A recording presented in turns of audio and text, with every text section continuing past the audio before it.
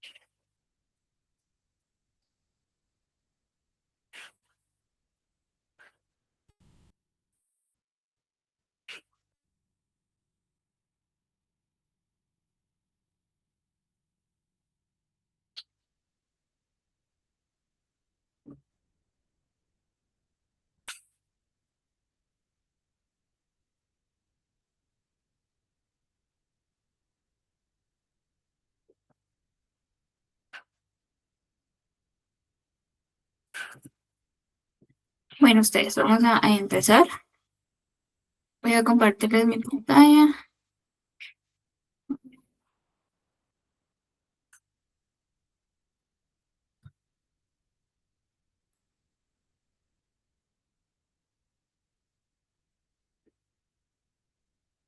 Ok, ¿me comentan si logran ver mi pantalla? Sí se ve. Ok.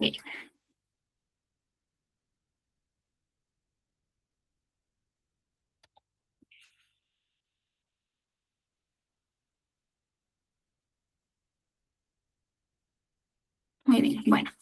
Entonces vamos a hablar de analgésicos viscerales. em, y vamos a ver tres principalmente, ¿ok? Vamos a ver la dipirona, la buscapina y el citrato de maropitant, que entiendo que el citrato de maropitant ya lo habían visto, pero creo que solo en el contexto de antiemético, ¿ok? Entonces acá vamos a ver que también tiene un componente de analgesia, ¿ok?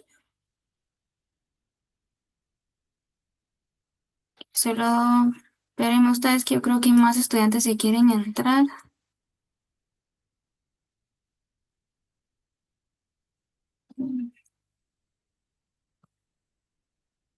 Muy bien,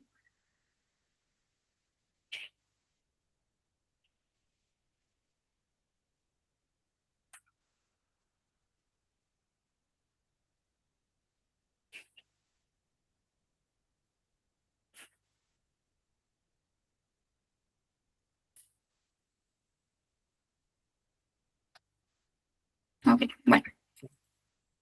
Entonces vamos a empezar hablando de dipirona, ¿sí? No sé si ya habían escuchado la dipirona o si ya la han visto en qué la utilizan o no la habían visto antes.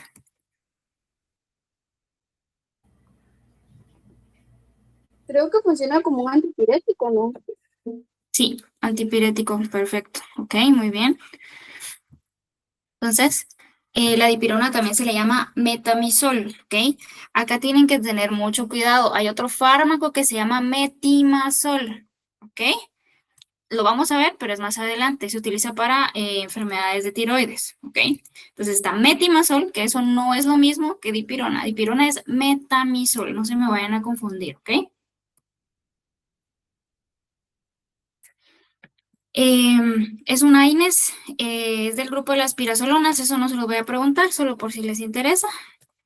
Es analgésico, es antipirético, esto quiere decir que quita la fiebre, es antiinflamatorio y es antiespasmódico. Vean todas las funciones que tiene la dipirona, ¿sí?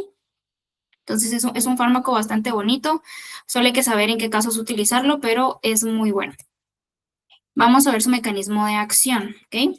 Si ya vimos todas las cosas para las que sirve, entonces ahorita vamos a ver cómo le hace para funcionar en cada uno de esos, de estos casos. Quiero ver.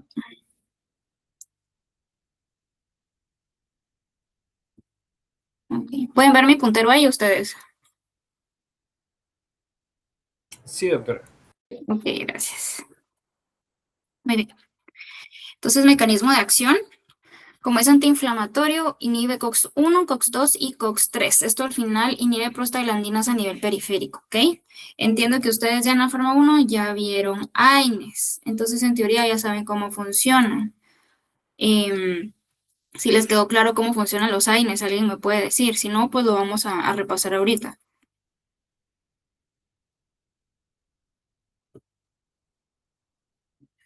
¿Se recuerdan? Yo creo que sí. Algunos nos recordamos. Sí, doctora. Ok, muy bien, muy bien. Bueno, solo para recordarles, para aquellos que no se me recuerden bien, igual esto nos va a servir para más adelante. Tenemos la célula, ¿ok? La célula ya sabemos que tiene su membrana de fosfolípidos, ¿ok? ¿Qué hay en la membrana de fosfolípidos que me interesa ahorita en el proceso de los AINES o en el proceso de inflamación como tal? ¿Se recuerdan? El ácido araquidónico. Muy bien, ok, perfecto. Entonces, tenemos nuestra célula. En la célula, en la membrana, hay algo que se llama ácido araquidónico, ¿ok? En cualquier momento que la célula se lastime, se dañe, ya sea que tenga algún tipo de isquemia, tenga algún tipo de daño físico o daño químico, ¿ok? Ese ácido que está en la membrana va a salir de la membrana, ¿ok? Sale de la membrana, se va a ir aquí a la célula, aquí en el citoplasma hay una enzima que se llama fosfolipasa A2, y entonces esa fosfolipasa A2 va a hacer que ese ácido araquidónico pueda salir de la membrana y pueda reaccionar con otras enzimas que son las ciclooxigenasas, ¿ok? Ya reaccionando con las ciclooxigenasas ya tenemos las prostaglandinas, que ya ustedes saben, ya han escuchado todo lo que pueden hacer las prostaglandinas, pero son mediadores de inflamación, ¿ok? ¿Será que todas las prostaglandinas son malas, digámoslo así, en provocar inflamación? ¿O tenemos prostaglandinas que tienen efectos beneficiosos?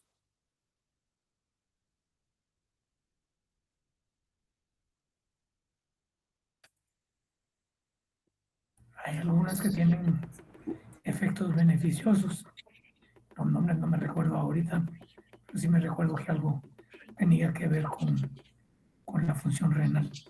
Exacto, muy bien. Entonces, algunas prostaglandinas me ayudan a proteger el estómago porque favorecen que haya moco, ¿verdad? O a que no, a que llegue suficiente perfusión renal, ¿ok? Perfusión quiere decir que llegue suficiente o adecuada cantidad de sangre al riñón, ¿ok? Ya todos sabemos que el riñón siempre tiene que mantener su flujo sanguíneo adecuado.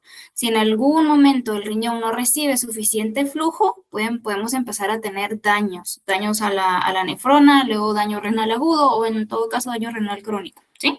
Ok.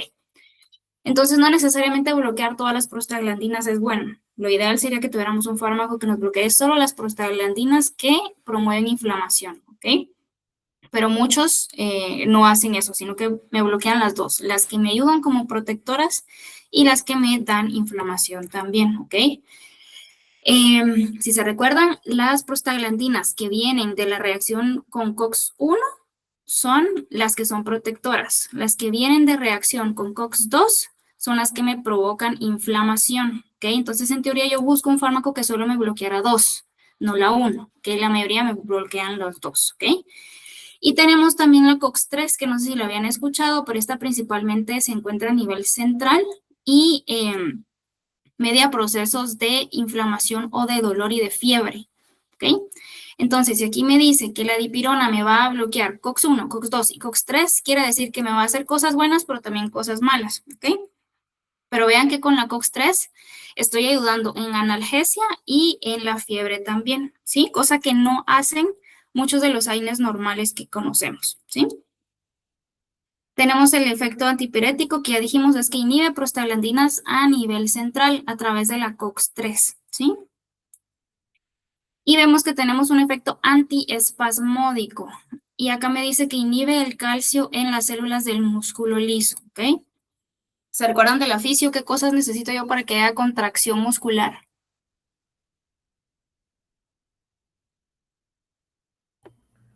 Calcio, Muy bien. Aparte de calcio, ¿qué más necesito? sodio, Ok, pero ¿quién manda la señal? ¿Quién estimula ese músculo? ¿Se recuerdan?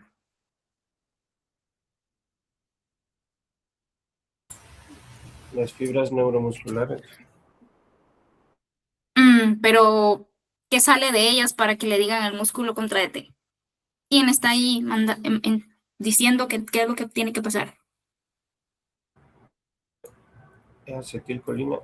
Exacto, acetilcolina. Muy bien, ¿ok? Entonces, se los menciono porque más adelante también vamos a hablar de la acetilcolina, ¿sí?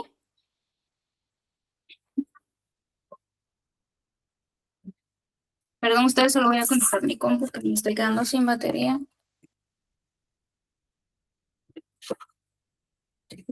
Ok. Muy bien.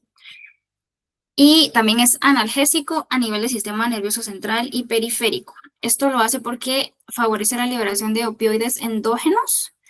Si se recuerdan, tenemos opioides endógenos y aparte son los opioides exógenos, que son los que se utilizan como medicamentos como tal, que ya los vieron en la Pharma 1.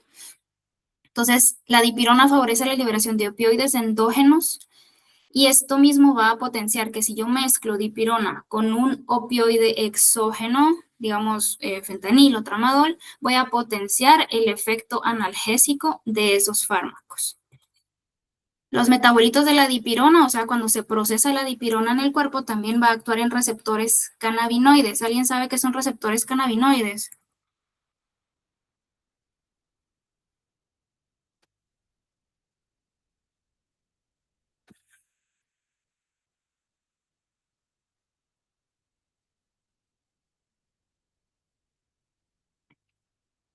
Okay, son receptores que me van a ayudar también a aliviar el dolor, ¿ok?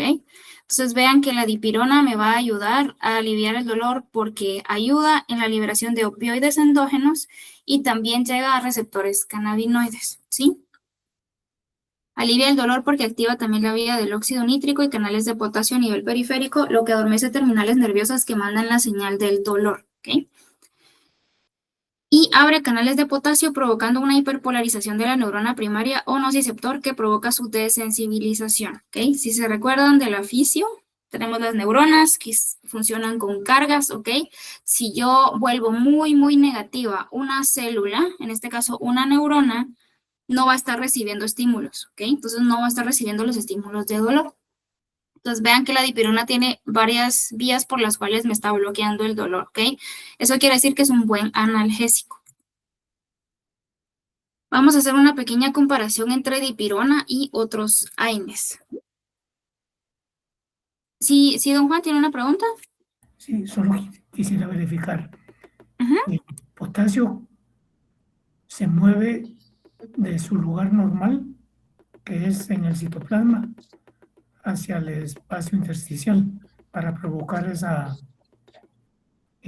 hiperpolarización. ¿Estoy en lo correcto o es al revés? Sí, está en lo correcto. Gracias, doctora. Ok. Bueno, entonces el metamizol es capaz de producir un efecto analgésico y antipirético provocando un daño significativamente menor que otros AINES. Ya sabemos que los AINES pueden provocar un daño gastrointestinal y esto es porque no todos son selectivos COX-2, ¿verdad? También me bloquean la COX-1. Entonces, el metamizol o la dipirona va a inhibir la síntesis de prostaglandinas preferentemente a nivel central, logrando un efecto antipirético y analgésico sin provocar daño gastrointestinal. ¿Qué quiere decir esto? Si tenemos 3 COX, tenemos COX-1, COX-2 y COX-3. La COX-1 es la que me sirve de protección, la COX-2 es la que me provoca inflamación y la COX-3 es para dolor y fiebre, ¿ok? Entonces la dipirona tiene mayor selectividad por bloquear la COX-3, que quiere decir fiebre y dolor, ¿ok? Por lo mismo, no me va a afectar tanto la COX-1 como otros AINES, entonces no va a tener tantos efectos adversos a nivel gástricos o renales, ¿verdad? El metamizol es un antiinflamatorio menos potente que otros AINES. Por lo mismo, como no está bloqueando tan fuertemente el COX-2 como los demás AINES, sino que se va más para el COX-3, la dipirona no es tan buena antiinflamatoria, por ejemplo, como un meloxicam, ¿ok? Entonces, para resumir por si se me hicieron bolas, la dipirona más que todo la vamos a utilizar como analgésica o antipirética, ¿sí? No quiere decir que no tenga efectos antiinflamatorios, sí los tiene, pero si solo quiero desinflamar y quiero que sea un efecto más potente, no me iría por una dipirona, me iría mejor por un meloxicam, ¿ok? ¿Por qué? Porque dipirona sí puede desinflamar, pero es más que todo o más potente en analgesia y en bajar fiebre, ¿sí? Ok. De la dipirona tenemos que ver que hay presentación humana y veterinaria, hay presentación oral e inyectable, tenemos la biodipirona, esta es de uso veterinario, y la neomelubrina, que esta es de uso humano. Pero bueno, estas que vienen en suspensión, entonces para pacientes chiquitos de poquito tamaño, pues podemos utilizar suspensión, en vez de estar partiendo una pastilla que tal vez es muy grande para ellos. Farmacocinética, tenemos absorción oral del 80%, tenemos un metabolismo hepático y eliminación renal. Entonces, si ya entendimos el mecanismo de acción, ya vimos que tiene varias vías para controlar el dolor y hacia qué COX se va a ir más, qué usos le vamos a dar, más que todo para dolor y fiebre, ¿sí? Dolor agudo o crónico, dolor postoperatorio. Se ha reportado que se utilizan tratamientos de cáncer como analgésico y en cuadros febriles. Igual, siempre cuando tengan ustedes cuadros febriles, no es solo de, ay, tiene fiebre, le doy un antipirético y ya estuvo, ¿verdad? ¿Tiene fiebre? ¿Por qué tiene fiebre? ¿Sí? Siempre tienen que ver la base, buscando la fuente de qué es lo que está provocando la fiebre. No quiere decir que no puedo utilizar dipirona al mismo tiempo, pero no se trata de hacer una medicina de agropecuaria, ¿verdad? Llega alguien a la agropecuaria y tiene fiebre y le doy un antipirético. No quiere comer, le doy un estimulante del apetito. Eso no es, ¿ok? Siempre tenemos que pensar qué tiene nuestro paciente. Efectos adversos de la dipirona, puede provocarnos vómitos, puede provocar agranulocitosis, que quiere decir neutropenia severa de tipo inmunoalérgico. Okay. ¿Saben cuál es la diferencia entre agranulocitosis y neutropenia? ¿O habían escuchado la agranulocitosis? ¿O no saben qué es? Que no van a haber granulocitos. Ok. Que prácticamente no tienes neutrófilos. Eso quiere decir agranulocitosis, casi que no tienes neutrófilos. Ahora, una neutropenia es que están bajos, pero sí tienes. Ahora, una agranulocitosis es una neutropenia, pero ya severa, ¿ok? Y esto puede ser como una reacción inmunoalérgica a la dipirona. De manera muy extraña, podría provocar toxicidad de médula ósea. También podría provocar hipotensión si se administra muy rápidamente. Esto es si lo administramos de manera intravenosa. Entonces, se tiene que administrar lentamente para no provocar hipotensión, ¿sí? Contraindicaciones: animales que tengan insuficiencia renal y o hepática aguda o crónica, y en preñez o en lactancia, porque igual no se ha evaluado o no determinado completamente su seguridad. ¿Okay? Acá están las dosis. Yo no les pregunto dosis en el examen, o sea, que ustedes me digan específicamente 25 miligramos por kilo, ¿no? Yo no les voy a preguntar dosis, excepto de esteroides. En esteroides sí se tienen que aprender las dosis porque tenemos diferentes tipos de dosis de esteroides. Tenemos dosis que solo es para inflamación, dosis que es para bajar el sistema inmune, ¿sí? Y dosis que es para alergia. Entonces, ahí sí les voy a preguntar dosis. En todos los demás fármacos, sí tienen que saber calcular la dosis como tal, pero no se me tienen que aprender los números, ¿ok? Entonces, los pongo ahí solo para que lo tengan. La vía de administración puede ser intramuscular, intravenosa, subcutánea, y el tiempo de retiro de 4 a 5 días. ¿Sí saben qué significa tiempo de retiro? ¿Ya lo habían escuchado? Sí, doctora. Ok, muy bien. Doctora, solo una duda. No me Ujú. quedó claro los usos después de la farmacocinética, si lo podría repetir. Ok.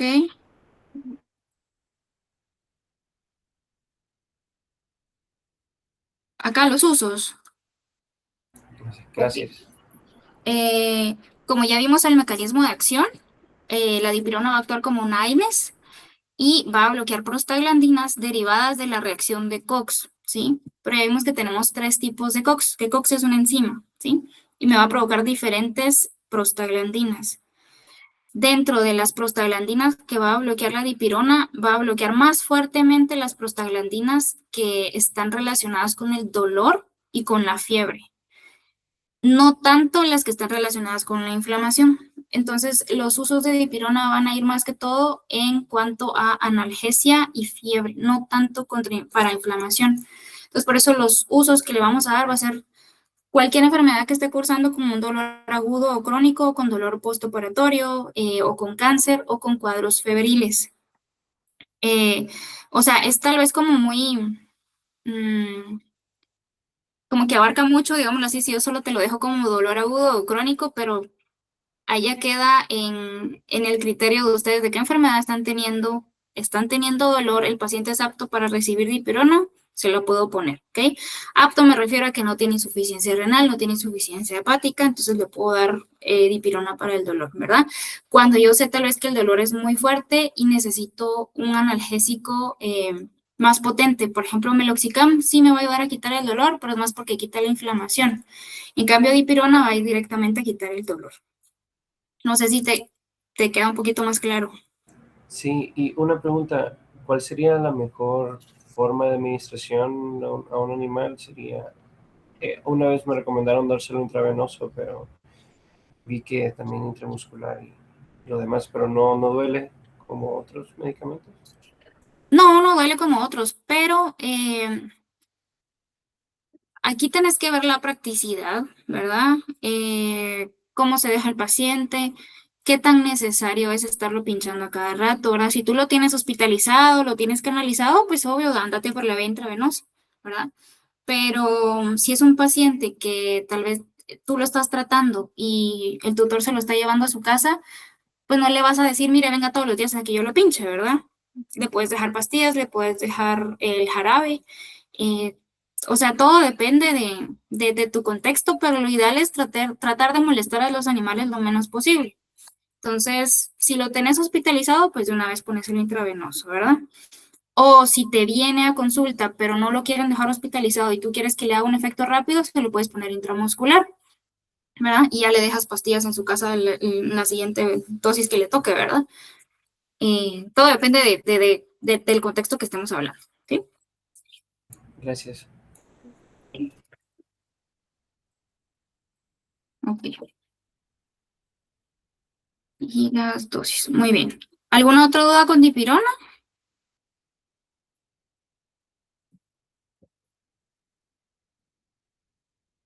Bueno, vamos a hablar entonces de buscapina. No sé si ya lo habían escuchado.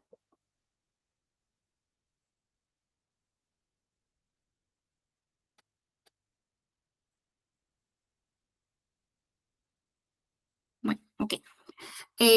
La buscapina no es tan utilizada en medicina de menores, de repente sí, tal vez un poquito más en equinos que se utiliza, ¿ok? Tal vez por eso no la habían escuchado.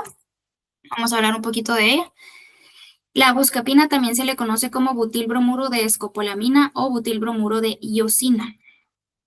Es un antiespasmódico y es un anticolinérgico, ¿ok?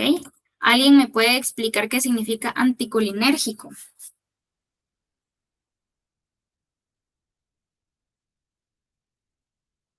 Hay que evitar la acción del neurotransmisor acetilcolina. Ok, muy bien. ¿Por qué les pregunto esto? Vean ustedes, la farma es mucho más fácil si ustedes entienden de qué estamos hablando, ¿ok? Si ustedes entienden completamente qué significa la palabra anticolinérgico, ustedes me dicen mecanismo de acción, me dicen usos y me dicen contraindicaciones de memoria, solo porque entienden que es un anticolinérgico, ¿ok? Entonces, el punto de la farma no es que vengan ustedes y se quieran aprender de memoria un montón de cosas. No quiere decir que no tengamos que aprendernos de memoria algunas cosas, ¿ok? pero es 1000 veces más fácil si yo solo entiendo de qué estoy hablando, ¿ok? Entonces, si dice anticolinérgico, quiere decir que está en contra de la acetilcolina, ¿ok? Entonces, me tengo que recordar qué hace la acetilcolina. Entonces, todo lo que hace la acetilcolina, este medicamento va a hacer lo contrario, ¿ok? Entonces, recordemos, la acetilcolina es un neurotransmisor, muy bien. ¿De qué sistema es la acetilcolina? ¿Se recuerdan? Parasimpático. Parasimpático, ¿ok? Muy bien, se recuerdan que el sistema nervioso tiene varias divisiones. Una de las divisiones es el sistema parasimpático, ¿ok? Se recuerdan que tenemos sistema simpático y parasimpático, ¿ok? ¿Cuál era la manera en que las podíamos diferenciar o cómo resumíamos los dos más fácilmente para entender sus funciones? ¿Se acuerdan de eso?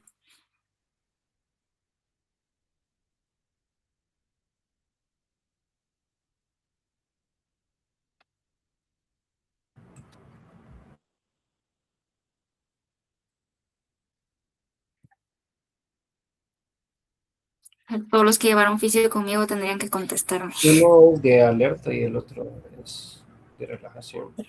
Exacto, exacto. Uno relajaba y el otro era en momentos de estrés, ¿ok? Perfecto. Entonces, parasimpático era para relajación o digestión y simpático era para huida, ¿verdad? Huida o estrés, ¿ok? Muy bien. Entonces, si estamos hablando de acetilcolina es del parasimpático, entonces estamos hablando que es un neurotransmisor que está involucrado en muchas funciones del cuerpo que tienen que ver con relajación y digestión, ¿sí o no? Ok. Entonces, si yo digo que es un anticolinérgico y me va a bloquear la acetilcolina, eso quiere decir que va a tener efectos parecidos al simpático, ¿sí o no? Haciendo lo contrario del parasimpático. ¿Sí me entendieron eso? ¿O los hice bolas? ¿Podría repetir, doctor? Sí y sí. Ok, veamos. Parasimpático dijimos que es para relajar y digestión. Simpático es para estrés o huida, ¿ok? Parasimpático utiliza acetilcolina, ¿ok? El simpático utilizaba adrenalina, ¿ok? Bueno, si yo les digo que un fármaco me va a bloquear la acetilcolina, o sea, que ella no va a actuar, quiere decir que va a hacer lo contrario a la acetilcolina. Eso quiere decir que va a hacer lo que hacía el simpático, ¿sí? Y si el simpático era para estrés o huida, eso quiere decir que un anticolinérgico me va a dar efectos parecidos al sistema simpático, contrarios a la acetilcolina. No sé si les quedó un poquito más claro. Sí, doctora, gracias. Ok, bueno. Entonces, ¿por qué les digo esto? Porque si ustedes me entienden que es un anticolinérgico y que me está bloqueando la acetilcolina, ¿qué efectos voy a ver en el paciente? Piensen ustedes. Solo con esta palabrita y que ustedes ya me entendieron ahorita que estamos hablando. ¿Qué efectos van a ver en el paciente si yo le pongo un anticolinérgico, un antiacetilcolina? Relajación muscular. Relajación muscular por bloquear la acetilcolina, ¿ok? ¿Qué más?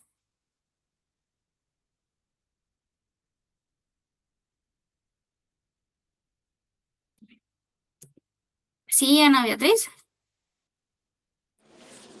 Sería... Ay, perdón. Sería taquicardia y Exacto. también broncoconstricción. Ok, muy bien. No, perdón, broncodilatación. Broncodilatación. Ajá. ¿Y qué va a pasar con las mucosas? Se va a inhibir la excreción de moco. Exacto, ¿ok?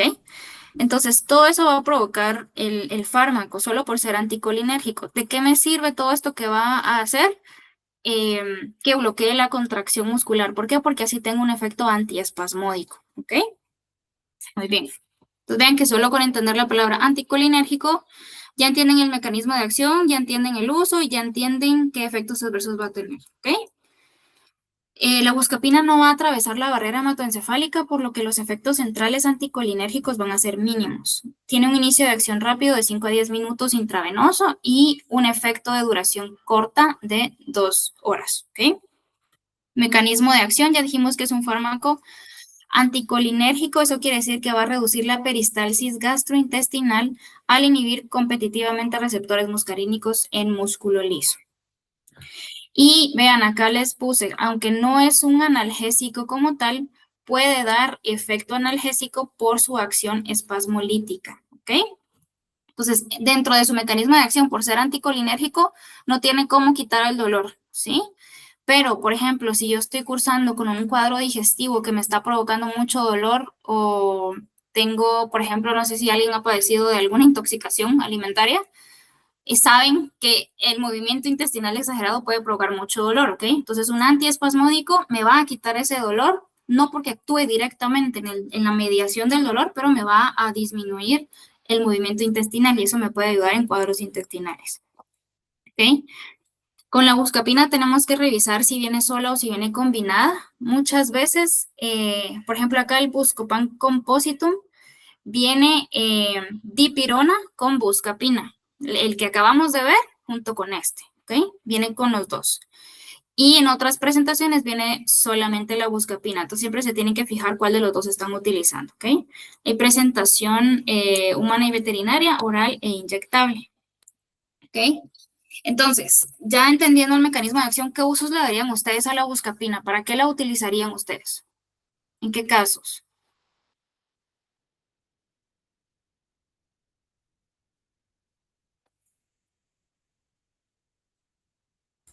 En Cólico pacientes, espasmódico.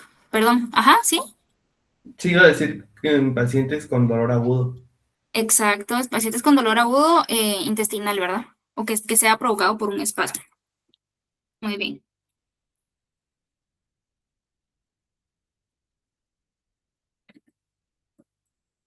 Ok.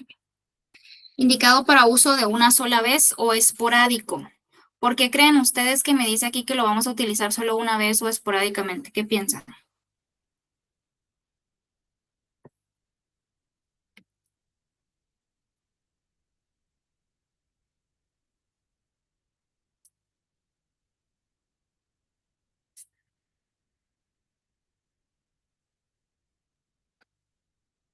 Puede que los efectos anticolinérgicos causen daño, exacto. Si estoy diciendo que me va a bloquear la acetilcolina y por lo tanto me va a provocar taquicardia, no es el chiste que yo le esté poniendo buscapina a un paciente que cada rato está haciendo taquicardias, ¿verdad? Entonces lo estoy utilizando solo en el momento que lo necesito, de repente 1, 2 dosis o muy esporádicamente, ¿sí? ¿Por qué? Porque los efectos anticolinérgicos a la larga no son deseables y pueden dañar más al paciente, ¿sí? Se utiliza más en equinos, como habíamos dicho, también en bovinos, porcinos y caninos. Uso principal en equinos con cólico espasmódico, no cólicos que cursen con ilio. ¿Por qué será que dice aquí que no lo utilizamos en cólicos que cursen con ilio?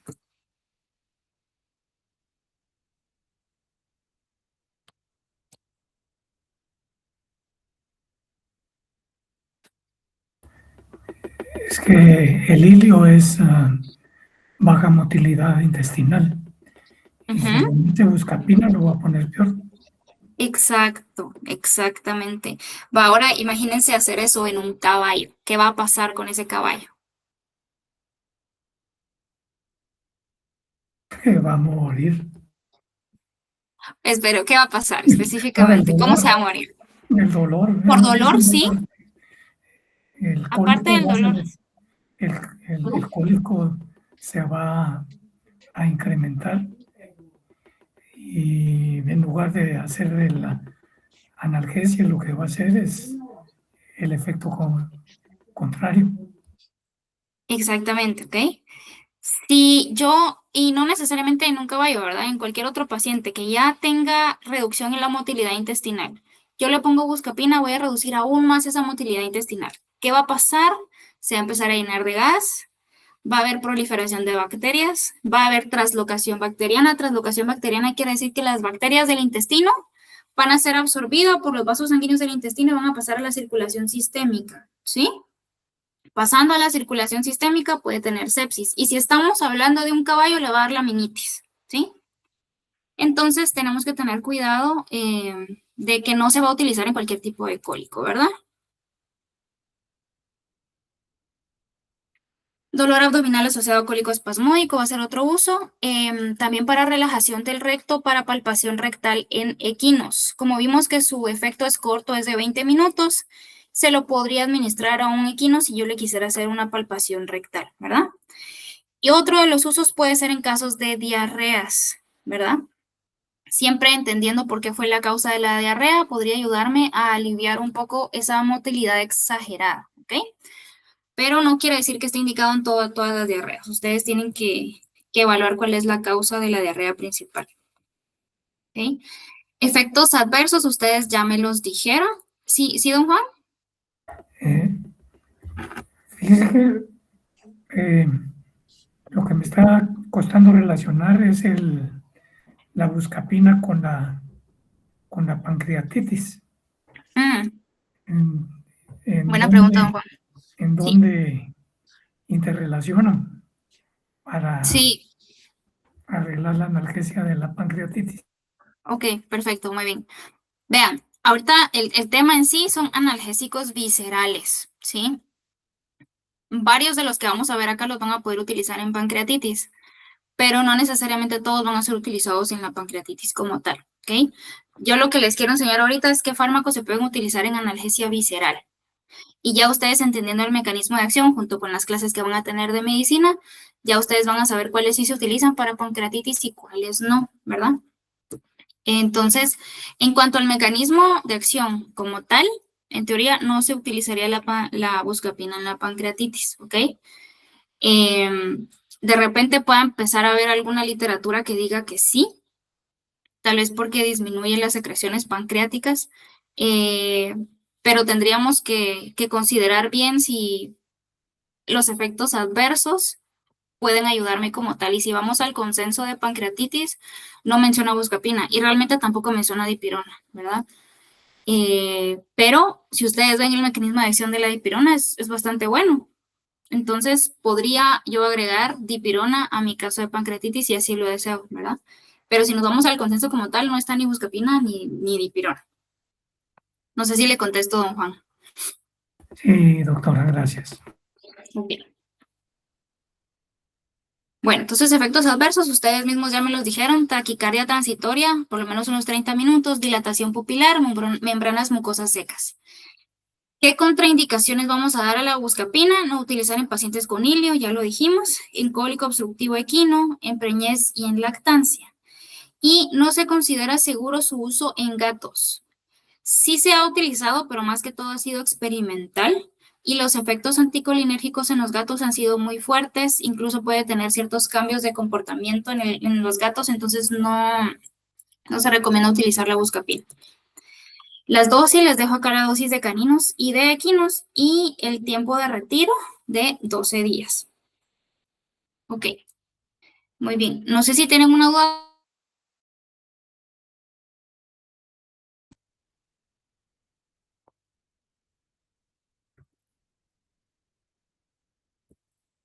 Bueno, entonces vamos a pasar al siguiente. Doctora, ¿Perdón? ¿Sí? ¿no, Ajá. no hay contraindicaciones con los gatos?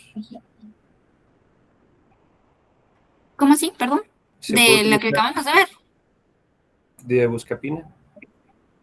Sí, como te puse aquí, no se utilizan gatos. ¿Por qué? Disculpe. Ok, porque los efectos anticolinérgicos en el gato son muy fuertes.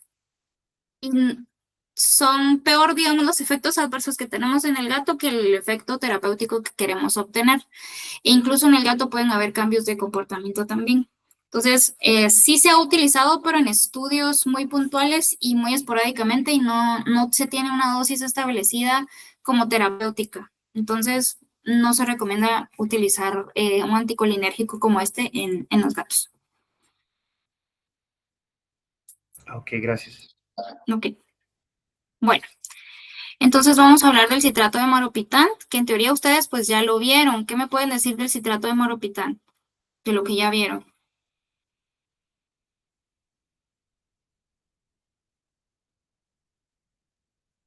creo que actúa en los receptores de serotonina y promueve que no haya un antiemético.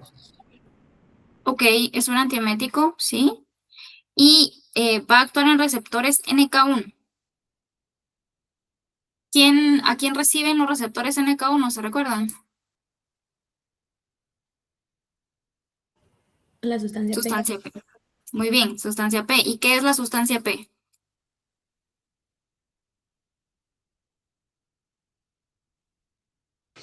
¿Un neurotransmisor?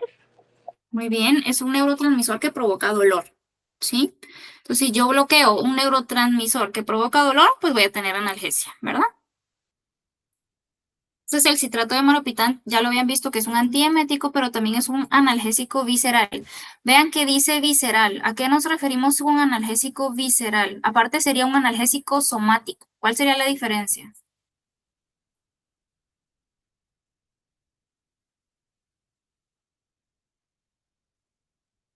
¿Para dolor profundo? No,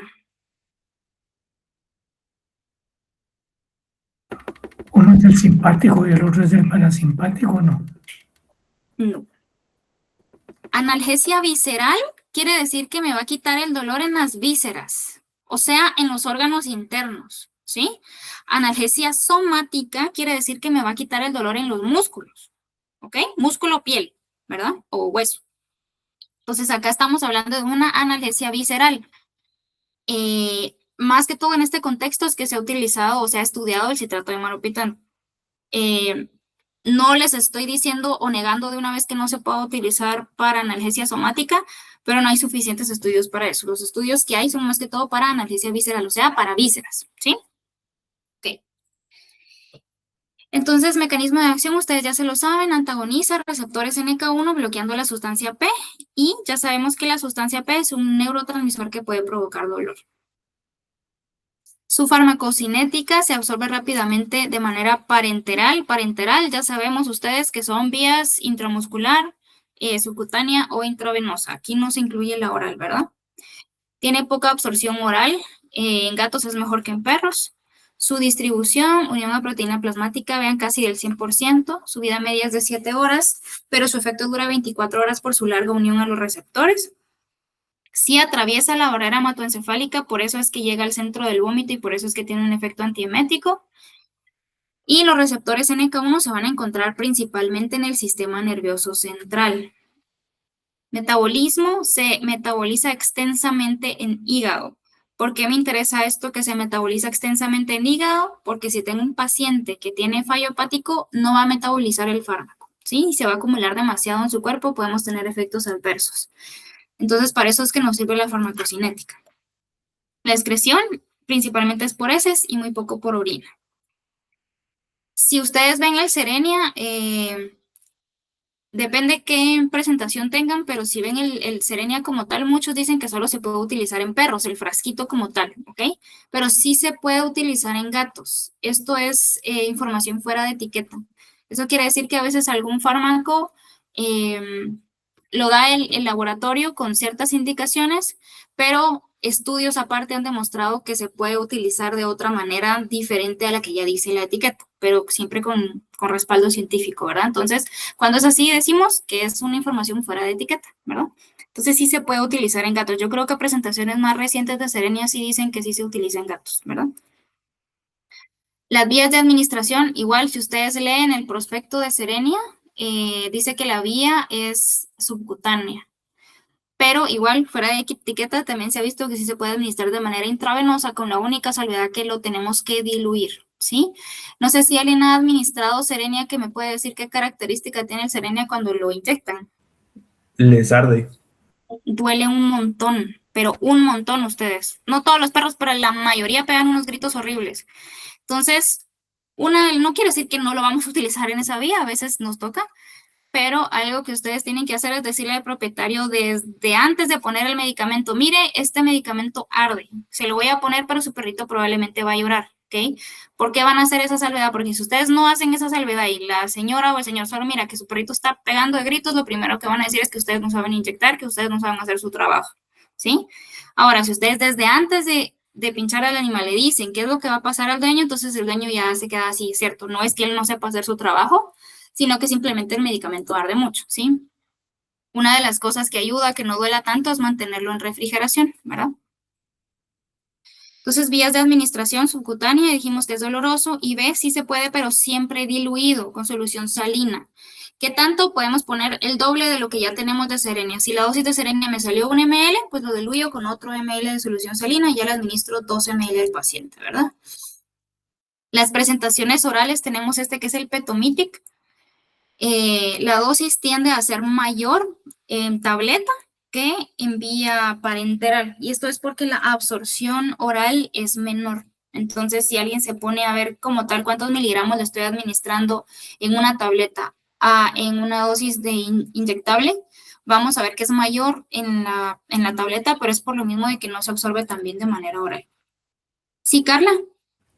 ¿Por qué no se puede dar así como puro, digamos, IV?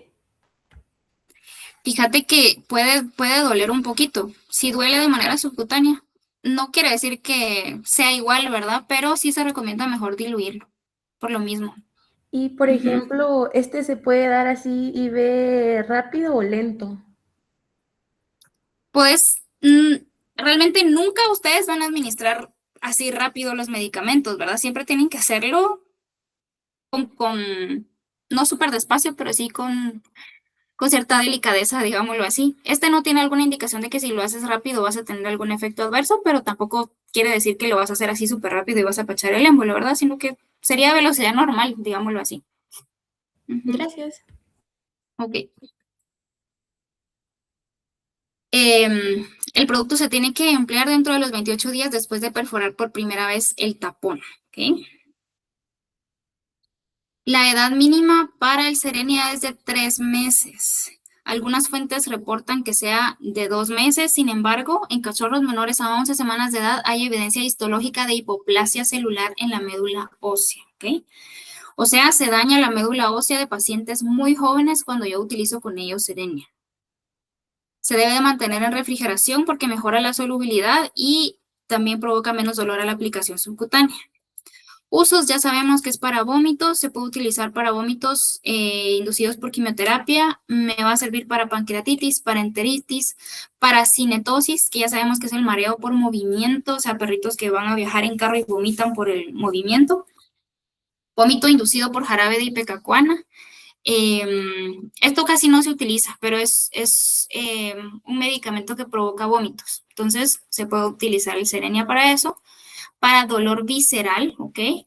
Eso quiere decir que también lo podemos utilizar en cirugías viscerales, o sea, OVHs, podríamos utilizar Cerenia como parte de nuestro protocolo analgésico. En enfermedades virales en parvovirus, ¿creen ustedes que se puede utilizar para parvovirus?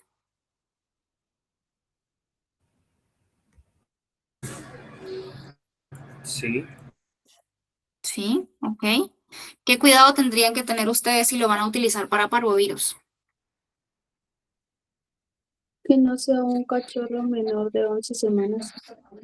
Exacto, y el problema es que la mayoría de mis perritos de parvovirus tienen menos de 3 meses. Si alguien ha visto, o por lo menos casi que la edad típica en la que va a llegar un paciente con parvovirus es 2 meses o 3 meses. Entonces, si es menor a 3 meses, lo ideal sería no utilizar el Cerenia, ¿ok?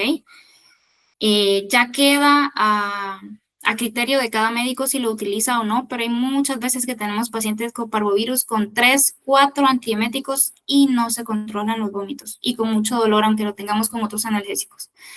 Entonces, ya queda a criterio de ustedes si sí utilizan el Cerenia o no, porque lo van a ayudar con el dolor y lo van a ayudar a no vomitar, ¿verdad? Pero ya es criterio de cada quien. Solo recuérdense eso, ¿verdad? No debería de darse en menores de 3 meses. Efectos adversos, podemos tener hipersalivación si lo damos vía oral, dolor e inflamación en el sitio de inyección, diarrea, anorexia, y irónicamente también me puede provocar vómitos, aunque sea un antiemético, ¿ok? Esto es la idiosincrasia de cada paciente. Contraindicaciones, disfunción hepática, porque vimos que se metaboliza mucho a nivel hepático. No en cachorros menores de 11 semanas, no se ha establecido su seguridad en preñez o en lactancia. Y la dosis, caninos y felinos, 1 ml cada 10 kilos, una vez al día, subcutáneo, ya dijimos IV, sí, pero diluido, ¿ok? Muy bien. No sé si tienen alguna duda con los medicamentos de hoy. Yo no, doctor, todo muy claro. Ok, perfecto. Bueno, entonces, si no hay dudas, vamos a pasar al corto, ¿ok, ustedes? Ahorita les voy a poner el link en el chat. Y vamos a empezar a contar los 2 minutos.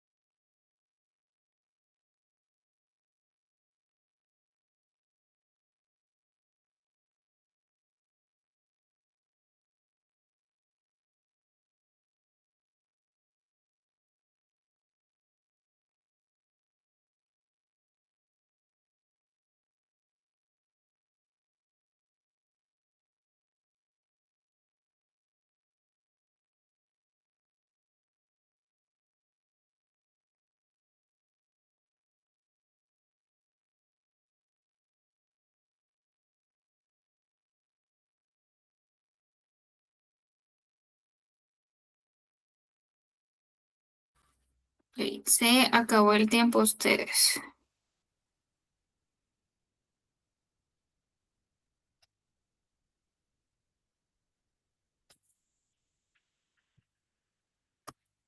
Ok, bueno. Entonces, sí, no sé si alguien tiene alguna otra duda, algún comentario o algo.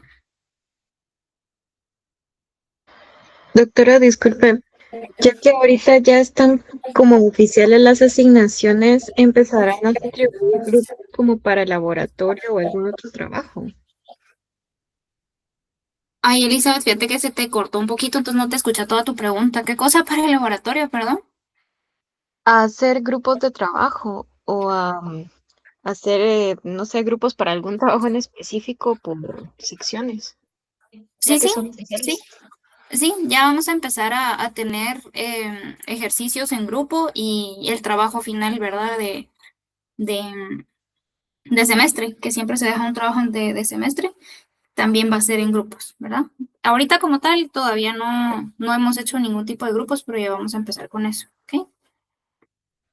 Ah, ok, y otra duda, con la gira del miércoles, ¿habría clases sí o sí para las 2 o va a reponer como, porque creo que a esa hora ellos van a estar en las cosas de Pato Repro? Déjame averiguar bien y les mando mensajito por la V para decirles. Ujú. Gracias, doctor. Bueno, bueno, ustedes Doctora, entonces, sí, disculpe, perdón. disculpe, tengo una duda. Mañana vamos Ajá, a tener el laboratorio presencial, ¿verdad?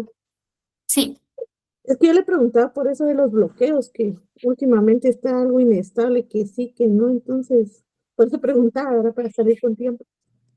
Pues sí, no nos han notificado nada de que no vayan a ver. Si nos llegaran a decir algo, pues yo les aviso de que no van a haber laboratorios presenciales, pero hasta el momento sí, sí están. Ujú. Ah, muy bien, doctora, gracias. Ok. Bueno, entonces nos vemos mañana ustedes en el laboratorio. Que tengan una feliz tarde.